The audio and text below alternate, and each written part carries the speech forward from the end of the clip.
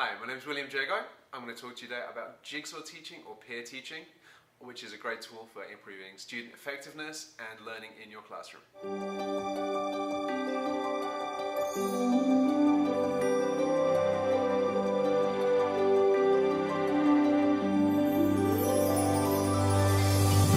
Okay, so what peer teaching is it's when you get a task and you split it up into subtasks, assign each subtask to a group of students, and then they go and they plan a lesson and they teach it to their peers. Now, some advantages of this. Firstly, I found it really helps deep learning in both the teaching groups and the groups who are taught. Especially the group who do the teaching, they do some really deep learning of the concept which they've gone and researched by themselves. And then they show it to the other students. And they have to be able to answer questions. They get some of those really good deep learning activities involved. The second thing this does, of course, as well, is it creates class experts. Some of the students, when they want to come to review for their test, they know who to go and ask if they're not sure on whichever concept it is that that group taught them. So they can go and talk to Adam or whoever and find out what it is that they need to do.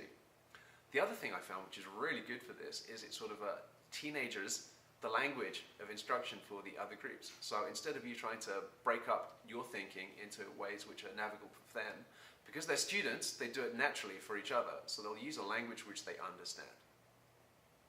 Now, there are a couple of things which you really need to consider, which may be disadvantages when we're doing this.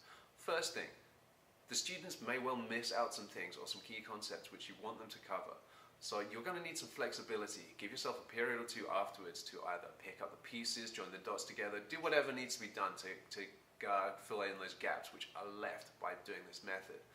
The other thing, of course, which ties in with this one, is you're going to need some flexibility, especially in terms of time. In order to address these concerns, I explicitly teach some teaching strategies to the students. Now, the first one I go for is chunking. That is, breaking up their topic, the subtopic, into even smaller parts, an individual idea which you can simply test. Now, following on from the chunking, what I do is I get the students to do a little task which is associated with that small chunk of information. So they'll teach something for 5 minutes, have a short 5-10 minute task to follow up on that to show that the students have practiced the skill that they've learned. Lastly, of course, to show understanding, I teach them a little something about questioning. Before they teach this unit, what I will do is I'll get them to come up with some questions which they can ask to show understanding. Because, as we all know, you ask a student, do you understand? And they say yes, it doesn't mean they understand or understand fully. So, get some questioning and address the root causes and misunderstandings that the students have. So, some things to consider with your implementation when you're doing this. First things first. Before you start teaching this, one of the most important things you have to do is assign roles if you can.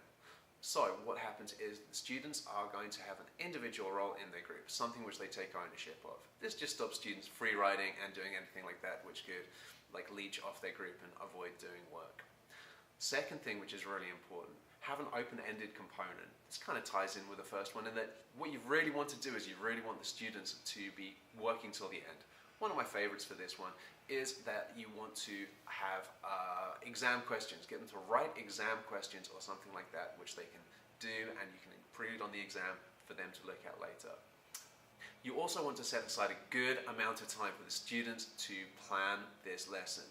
I would say if you're going to get them to give a 20-minute presentation, you want at the bare minimum 2 full periods for them to research, plan and prepare their lesson. Otherwise they will not have the understanding that they need. Finally, one of the things I think is really useful is to act as a student when they're giving their presentation.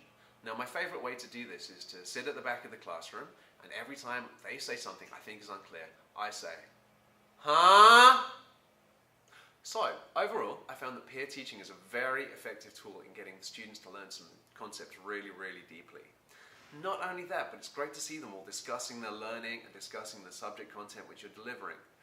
Also, with the review, like I say, it's great because you can just get one of the students who asks a question, you're like, why don't you just go over there and speak to Chris? He knows the answer to this question. So they can all discuss and they learn things much better this way.